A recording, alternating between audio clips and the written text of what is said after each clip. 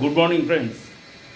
তো আজও পর্যন্ত সকালবেলা, আজকে 28 তারিখ মে মাস 2025 সাল, এখনও পর্যন্ত কিন্তু আইটিআর যারা ফাইল করতে চাইছো তাদের জন্য কোনো সুখবর কিছু নেই।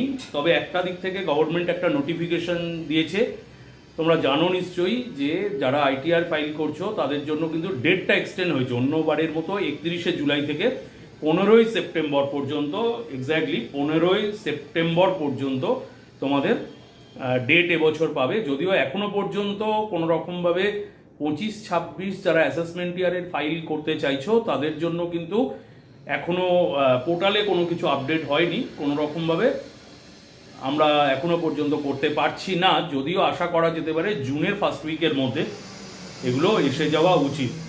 তো একটা ভালো নিউজ দিলাম যে আমরা এবছর 31 জুলাইয়ের জায়গায় আমরা গভর্নমেন্ট নোটিফিকেশান এসছে 15 সেপ্টেম্বর পর্যন্ত আমরা 2025-এ ফর্ম ফিল আপ করতে পারবো, আইটিআর আমরা ফাইল করতে পারবো। আর এখনো পর্যন্ত অনলাইনে কোনো কিছু জিনিসপত্র আসেনি, মানে আমরা করতে পারবো না, কোনো আইটিআর ফাইল করতে পারছি না, খুব রিসেন্ট হয়তো চলে আসবে।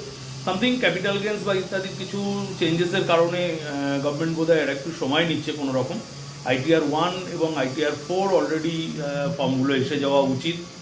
তো আশা করছি আমরা জুলাইয়ের ফার্স্ট উইকের মধ্যে আমরা আইটিআরের বাকি অংশটুকুনি আমরা ফর্ম ফিল আপ করতে পারবো।